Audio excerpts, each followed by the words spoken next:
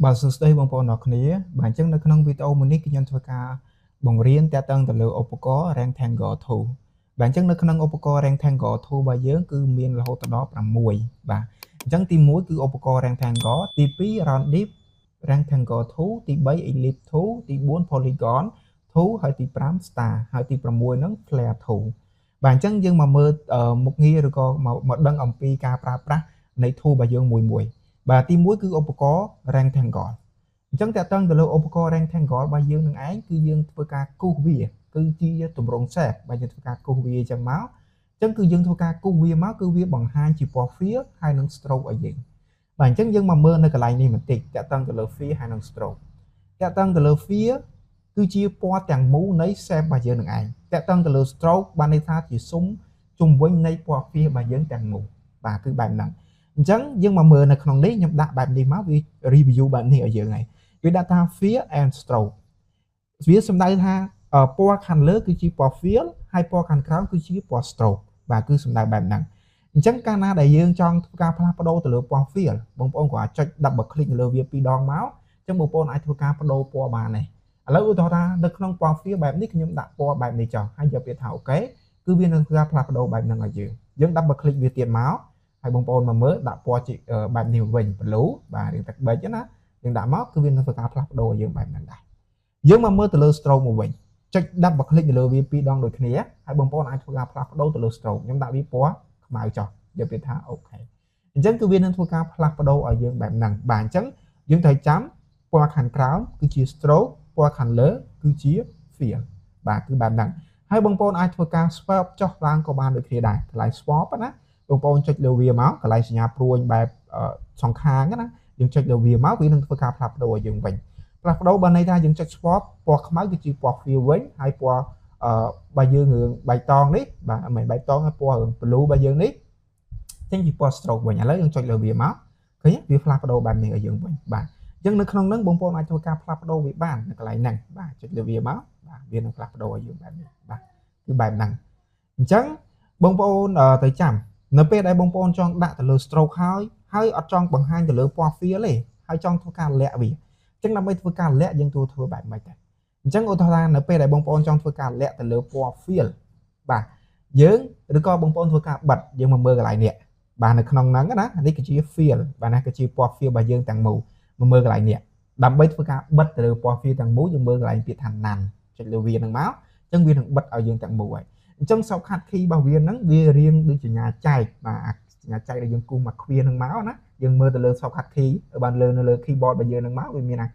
សញ្ញាបែបហ្នឹងហើយបាទយើងចុចលើវាមកគឺវានឹងបិទឲ្យយើងហើយឥឡូវឧទាហរណ៍ថាខ្ញុំចុចនៅលើ stroke ហើយខ្ញុំចង់បិទខ្ញុំចុចកន្លែងសញ្ញាបែបចែកហ្នឹងមកគឺវានឹងបិទឲ្យយើងតែម្ដងបាទគឺបែបហ្នឹងអូខេបាទអូខេអញ្ចឹងបន្តមកទៀតបើបងប្អូនចង់ដាក់មកវិញបាទចង់ឲ្យវាបង្ហាញជាពណ៌fill ហើយនឹង stroke បងប្អូនចុច D មកចុចអក្សរ D ប៉អញ្ចឹងវាចូលឲ្យយើងហើយអញ្ចឹងកាលណាវាចូលឲ្យយើងពណ៌ដើមគឺពណ៌សហើយនឹងខ្មៅតែម្ដងឃើញទេវាបង្ហាញជាពណ៌សហើយនឹងខ្មៅបងប្អូនអាចធ្វើការផ្លាស់ប្ដូរវាបានឬក៏បងប្អូនអត់ចង់ដូរនៅកន្លែងហ្នឹងទេបងប្អូនមកមើលកន្លែង control របស់យើងនេះបាទនៅក្នុង control នៃឧបករណ៍របស់យើងអញ្ចឹងនៅកន្លែងហ្នឹងគឺវានឹងប្រែប្រួលទៅតាមឧបករណ៍របស់យើងបាទវាអត់នឹងទេបាទអញ្ចឹងវានឹងប្រែប្រួលហើយយើងប្រើទៅលើឧបករណ៍អីកន្លែងហ្នឹងគឺវានឹងធ្វើការផ្លាស់ប្ដូរបែបហ្នឹងហើយបាទអញ្ចឹងយើងមកមើលកន្លែង control របស់យើងនៅក្នុងនេះគឺពណ៌វាមានច្រើនដែរដើម្បីឲ្យបងប្អូនធ្វើការជ្រើសរើសឥឡូវខ្ញុំដាក់វាជាពណ៌លឿងគឺជាពណ៌ fill អញ្ចឹងបងប្អូនត្រូវចាំនៅក្នុងកឡោននេះគឺជាពណ៌ fill ហើយនៅកឡោនមួយនេះគឺជា stroke អញ្ចឹងកាលណាបងប្អូនចង់ប្រើទៅលើពណ៌ fill យើងប្រើនៅលើកឡោនដំបូងគេនេះហើយបើបងប្អូនចង់ប្រើទៅលើ stroke យើងប្រើបន្ទាប់នឹងមកបាទគឺបែបហ្នឹងឥឡូវខ្ញុំចុចលើវាមកខ្ញុំដាក់ពណ៌រឿងបែបនេះចុះហើយបន្តទៀតខ្ញុំចង់បដូរពណ៌ stroke ខ្ញុំដាក់ពណ៌រឿងអូខេរឿងបែបពណ៌ដីចេះណាហើយខ្ញុំធ្វើការដំឡើងចុះបើយើងចង់ធ្វើការដំឡើងនៅលើតម្លៃ stroke របស់យើងឲ្យរឿងធំជាងមុនបន្តិចយើងធ្វើបែបម៉េចអញ្ចឹងបងប្អូនមកមើលកន្លែងនេះនៅក្នុងនេះវាដាក់ថា stroke width ចុចលើវាមកបងប្អូនអាចធ្វើការដំឡើងវាហើយបើបងប្អូនចង់ដំឡើងវាម្ដង10បងប្អូនចុច shift មួយឲ្យជាប់នៅលើ key របស់យើងណាចុច shift មួយឲ្យជាប់មកហើយយើងចុចលើវាមកអញ្ចឹងវាឡើងម្ដង10ចុចទៀតមកឡើងម្ដង10ឬក៏បងប្អូនចុចសញ្ញាព្រួយបែបនេះមកយើងមើលនេះបាទយើងអាចតម្លើងទៅតាមតម្លៃលេខរបស់វាមកក៏បានដែរឥឡូវខ្ញុំដាក់វា60វាឡើង60ដាក់វា100វាឡើង100ឬក៏បងប្អូនចង់ឲ្យវាយឲ្យលើស100ទៀតក៏បានដែរឥឡូវខ្ញុំដាក់វា120 select លើវាដាក់ 120ហើយចុច enter ប៉ុវាឡើងដល់120បាទយើងអាចធ្វើការកំណត់វានៅនឹងបានដែរមិនបានត្រឹមតែ100ទេលើស100ក៏បានដែរអញ្ចឹងខ្ញុំដាក់វាត្រឹម20មកវិញចុច enter ប៉ុយើងអាចបដូរពីនឹងបានហើយកន្លែងនេះគឺជា stroke panel បាទនៅក្នុង stroke panel ចាំខ្ញុំចេញវីដេអូថ្មីមួយទៀតបាទនិយាយអំពី stroke panel តែម្ដងបាទគឺបែបហ្នឹងបាទអញ្ចឹងកាលណាដែលវាបានប៉ុណ្ណឹងហើយបាទខ្ញុំ select វាដាក់មកទៅនេះចាស់យើងបានប៉ុណ្ណឹងហើយបាទយើងដឹងហើយណាគឺ stroke and fill ហើយបន្តមកទៀតបងប្អូនយើងមកមើលកន្លែងនេះគឺជាអីគេបាទកន្លែងនេះគឺជា corner widget នៅក្នុងលក្ខខណ្ឌបងប្អូនអត់ឃើញទេយើងមកមើលកន្លែង view ហើយរកពាក្យថាហើយកន្លែងហ្នឹងយើងចុចវាស្មើនឹងបិទវិញហើយអញ្ចឹងដើម្បីធ្វើការបើកបងប្អូនចុចកន្លែង view ដដែលហើយរកពាក្យថា show corner widget ចុចលើវាមកគឺវាបង្ហាញបែបហ្នឹងឲ្យយើងហើយបាទជា corner widget បែបហ្នឹងឲ្យយើងហើយចុះយើងបើកវាដើម្បីអីគេ corner widget ហ្នឹងយើងបើកទៅលើ corner widget ដើម្បីឲ្យយើងធ្វើការសម្រួលបន្ថែមទៅលើ game នៃ shape របស់យើងដែលបានគូនឹងឯងអញ្ចឹងឧទាហរណ៍ថាបើយើងមានទៅលើវាឧទាហរណ៍ខ្ញុំចង់ទាញទៅលើ game មួយហ្នឹងឲ្យវារឹងមូលបន្តិច game ទៅលើ shape ហ្នឹងខ្ញុំទាញទៅវាមកអញ្ចឹងឃើញថាវារឹងមូលហើយខ្ញុំចង់ទាញឲ្យ shape របស់យើងទៅជារង្វង់មូលតែម្ដងក៏បានដែរខ្ញុំទាញវាទាំងអស់ឃើញទេមកបែបនេះមកវាចេញជារង្វង់មូលបែបនេះឃើញអត់បាទគឺបែបហ្នឹងហើយបើយើងចង់ធ្វើការដកវិញតឡាងឧទាហរណ៍ថាខ្ញុំអត់ចង់ឲ្យវារង្វង់មូលពេកទេបាទខ្ញុំចង់ឲ្យវាស្តាម៉ាទិកបានហើយឃើញទេយើងអាចធ្វើការស្រែកវាបានឬក៏មួយទៀតបងប្អូនចង់ធ្វើការទាញវាតែមួយចំហៀងទេទាញតែមួយខាងហ្នឹងយើងគ្រាន់តែដាក់បើคลิกនៅលើវា2ដងមកយើងអាចធ្វើការទាញវាបានមួយចំហៀងឃើញទេបាទយើង10បើคลิกនៅលើវា2ដងឧទាហរណ៍ខ្ញុំទាញខាងនេះចុចលើវា2ដងទាញមកខាងនេះវិញឃើញទេឃើញវាបដូររូបរាងអត់កាលណាដែលយើងប្រើទៅលើ corner widget បាទអញ្ចឹងកន្លែងហ្នឹងយើងគួរតែដាក់ទៅដើម្បីងាយស្រួលក្នុងការប្រើណាបាទខ្ញុំ control C មកវិញ back មកវិញមកហើយមួយទៀតនៅក្នុងនេះបើបងប្អូនអត់ឃើញ bounding box បែបហ្នឹងយើងអាចធ្វើការបង្វិលវាបានទេលក្ខណៈថាចង់បង្វិលវាបែបនេះតែខ្ញុំ scale វាតូចបានបើចង់បង្វិលវាបែបហ្នឹងបាទឬក៏បងប្អូនចង់ធ្វើការខ្ញុំ back វិញចង់ធ្វើការចេះរួមវាបាទ scale វាធំតូចបែបហ្នឹងអញ្ចឹងបើចង់ធ្វើបែបហ្នឹងបើក្នុងលក្ខខណ្ឌបងប្អូនធ្វើអត់បានទេបងប្អូនមើលកន្លែង view ហើយរកពាក្យថាវាកន្លែងហ្នឹងបានន័យថាយើងបានដាក់វារួចហើយបើយើងដកវាវិញបងអូខេអញ្ចឹងយើងដាក់វាវិញមកវាដាក់ថា show bounding box អូខេចុចលើវាមកគឺយើងអាចប្រើវាបានហើយបើយើងអត់ដាក់វាទេបានន័យថាយើងអាចប្រើវាបានហើយយើងប្រើបានតែរំកិលទៅលើ shape របស់យើងឯងបាទកន្លែងហ្នឹងយើងដាក់វាមកវិញមកទី1ដើម្បីធ្វើការ brick រួមទី2ដើម្បីធ្វើការងាយស្រួលក្នុងការ rotate វាបែបនេះបាទគឺបែបហ្នឹងខ្ញុំបញ្ជាក់បន្តិចបើបងប្អូនមើលកន្លែង corner widget របស់យើងមុននេះគឺរឿងតូចអញ្ចឹងដើម្បីធ្វើការ scale វារឿងធំបងប្អូនមើលកន្លែង edit ចូលមកកន្លែង edit មកហើយរកពាក្យថា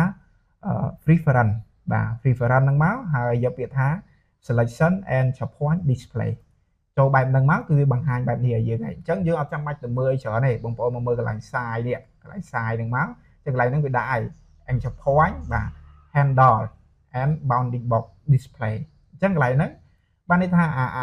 ហ្នឹងឯងកន្លែងហ្នឹងឯងនេះកន្លែង anchor point ហ្នឹងឯងបាទឬក៏ហៅវាជា corner widget ហ្នឹងឯងបាទគឺបែបហ្នឹងអញ្ចឹងបើបងប្អូនដាក់វាត្រឹមនេះបានន័យថាវានឹងតូចគឺវាតូចអត់អូខេអញ្ចឹងយើងធ្វើការ scale វាមកអូខេខ្ញុំដាក់វាអត់ធំពេកទេខ្ញុំយកប៉ុណ្ណេះកាលណាយើងទាញដល់ max បែបនេះគឺវាធំពេកហើយបាទខ្ញុំយកប៉ុណ្ណេះចុះខ្ញុំយកវាថាអូខេមកអញ្ចឹងវានឹងធំជាងមុនបាទអញ្ចឹងបងប្អូនអាចកំណត់បានណានៅកន្លែងហ្នឹងណាអញ្ចឹងយើងប្រើវាសម្រាប់ធ្វើអីខ្ញុំបង្ហាញមិញហើយទី1ទីងាយស្រួលក្នុងការកែសម្រួលទៅលើ game របស់យើងនេះចង់ឲ្យវាចេញជារាងបែបម៉េចបាទចេញចេះឃើញវាចេញមួយរាងទៀតបាទចេញជាទម្រង់ shape ថ្មីមួយទៀតបាទហើយបាទគឺបែបហ្នឹងអូខេមួយទៀតចំពោះបងប្អូនបាទខ្ញុំធ្វើការ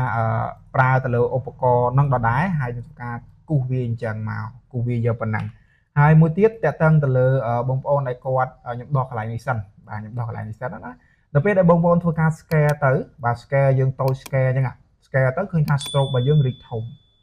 ហើយពណ៌ fill វាអាចនឹងបាត់បើយើង scale តិចទៀតនេះ scale ទៅតិចទៀតអញ្ចឹងឃើញបាត់ពណ៌ fill របស់យើងទាំងមូលហើយអញ្ចឹងកន្លែងហ្នឹងគឺយើងត្រូវ touch វាសិនបាទយើងត្រូវដាក់នៅកន្លែង stroke របស់យើងណានេះកន្លែង scale stroke and effect ហើយនឹង stroke corner បាទ corner របស់យើងនឹងឯងយើងដាក់វាមកអញ្ចឹងបើក្នុងលក្ខខណ្ឌបងប្អូនអត់ឃើញនៅកន្លែងហ្នឹងទេបងប្អូនមកមើលកន្លែង window menu ហើយរកពាក្យថា transform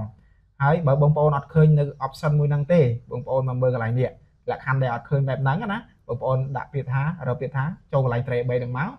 រកពាក្យថា show option ចុចលើវាមកគឺវាបង្ហាញបែបនេះឲ្យយើងហើយអញ្ចឹងយើងធ្វើការ tick លើវាទាំងពីរហ្នឹងមកវានឹងរក្សាគុណភាពរបស់យើងធ្វើការ scale វា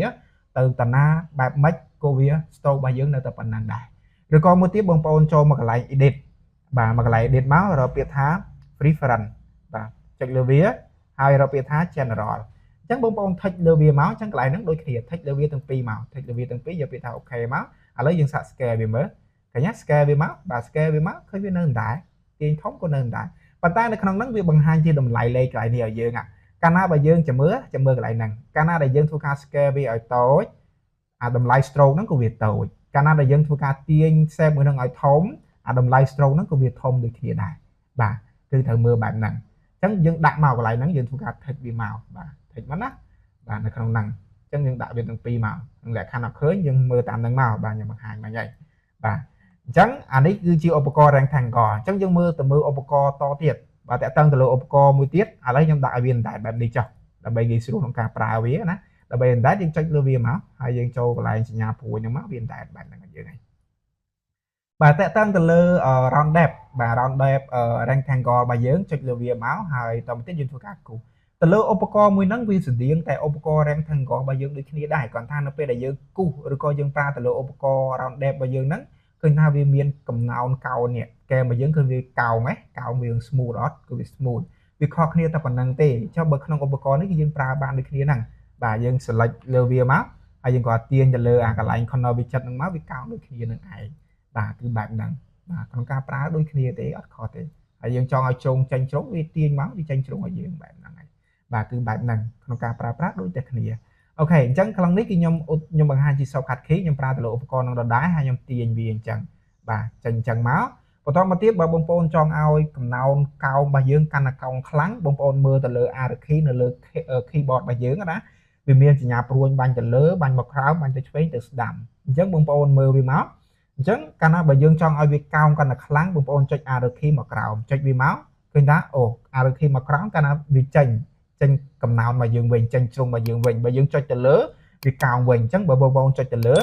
vì cào phải nhé vì ao smooth chung muốn là hỗ trợ mù cái nhé bàn vùng mù bông bông cho màu crown với vì tranh bạn đi một vịnh cái như bị tranh nào năng bà tranh máu là hỗ trợ đó chung bạn đi vịnh anh ấy chỉ sọc khát khi bông anh pro chỉ sọc khát khi các bạn này và anh chạy tè vì mưa chặt dài đó tại vì ca được on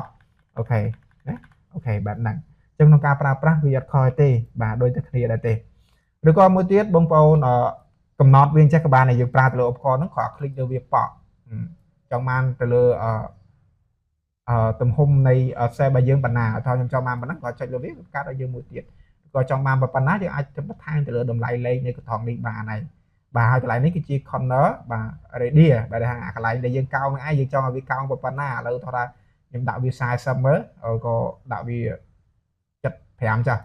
cái việc cao còn là khlang vì smooth còn là khlang chỉ muốn chẳng tại lại nắng à tập năng tê không ca pra vì ở kho tê vì điện đã opco tìm mua bài dương này được hiện đại nhưng mà mơ từ lừa opco tính bay bài dưỡng cứ elip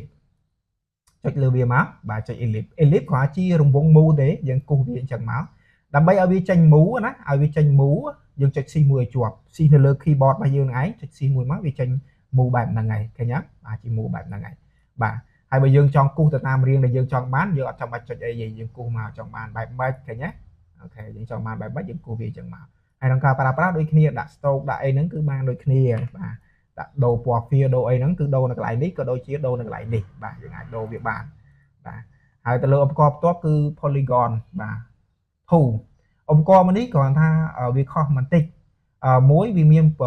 cái mông cái bây giờ nó miền tập bùa này là về ông co nít dương miền mông cái bây giờ trai và dương cho là vì máu ở thà ra bây giờ cho man cái và màn việc cái lại polygon đó đó dương cho man cái buồn vì smart đôi chia bài thì ở dương này cho là vì máu vì bạn buồn bây giờ cho man cay vì bầm mùi mồm cay bây giờ bầm muối cho là vì máu vì bàn bầm mùi ghé mùi bị 7-4 tháng bầm mùi thì cho man tiết click là vì máu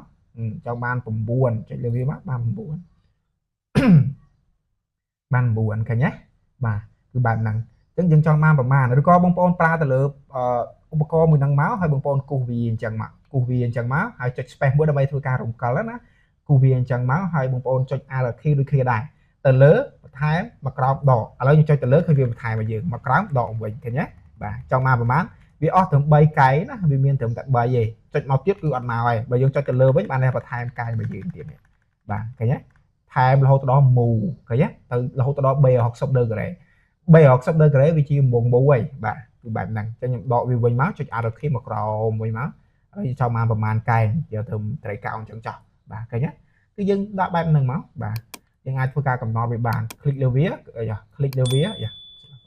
click លើវាអញ្ចឹងមកបាទ click លើវាអញ្ចឹងមកយើងអាចកំណត់នៅកន្លែងនេះក៏បានឬក៏យើងគូសវាអូតូយើងប្រើទៅលើ shortcut key ក៏បានដូចគ្នាដែរគឺបែបហ្នឹងបាទហើយតើតឹងទៅលើឧបករណ៍បន្ទាប់ទៀតតើតឹងទៅលើ star តើតឹងទៅលើ star របស់យើងនឹងឯងគឺយើងប្រើវាបាទឲ្យវាចេញជា star ហ្នឹងឯងយើងគូសវាមកឃើញវាចេញបែបហ្នឹងអត់ហើយយើងអាចធ្វើការបន្ថែមបានដូចគ្នាបន្ថែមទៅលើ star ចុច arrow key ទៅលើបើចង់ដកចុចបត់ក្រោមវិញបាទអូខេនៅសល់3ដូចគ្នាដែរណាបាទឥឡូវយើងដាក់វាប៉ុណ្ណេះចោះហើយបើយើងចង់ឲ្យ star របស់យើងរឿងវែងជាងមុនយើងចុច control មួយឲ្យជាប់មកយើងទាញមកវាវែងបាទចង់ឲ្យខ្លីយើងចុច control ជាប់ទាញមកវាខ្លីបាទចង់វែងចង់ខ្លីយើងចុច control ជា shortcut key របស់យើងនឹងឯងបាទគឺបែបហ្នឹងអូខេបើយើងចង់ធ្វើការរំកិលទៅលើ star របស់យើងចុច space មួយឲ្យជាប់មួយទៀតមកអញ្ចឹងវាធ្វើការរំកិលហើយអូខេឃើញទេរំកិលរបស់យើងបែបហ្នឹងចង់ឲ្យវែងចុច control វែងអូខេទាញអញ្ចឹងមកចុច control អូខេប៉ុណ្ណឹងហើយយើងអាចធ្វើការ scale វាធំប្រើទៅលើ select ដើម្បីធ្វើការ scale ចុច C ហើយនឹង Alt មួយជាប់មកវា scale ហើយបាទអូខេ C ហើយនឹង Alt scale ធំតូចហ៎កែមកបែបហ្នឹងអូខេ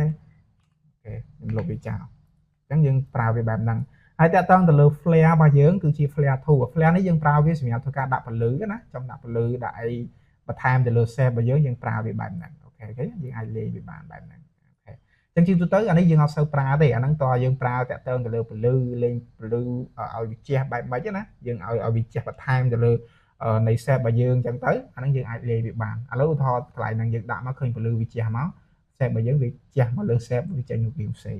បាទហ្នឹងជាទូទៅយើងអត់សូវប្រើវាទេបើយើងប្រើច្រើនតែប្រមាណឧបករណ៍នេះ5ឧបករណ៍ហ្នឹងទេអូខេអញ្ចឹងទៅលើឧបករណ៍ rectangle របស់យើងមានតែប៉ុណ្្នឹងទេហើយបើបងប្អូនបានមើលវីដេអូនេះដល់ចប់កុំភ្លេចជួយ subscribe channel YouTube ខ្ញុំម្នាក់មួយផងបាទអញ្ចឹងយើងជួបគ្នានៅក្នុងវីដេអូក្រោយទៀតបាទសូមអរគុណ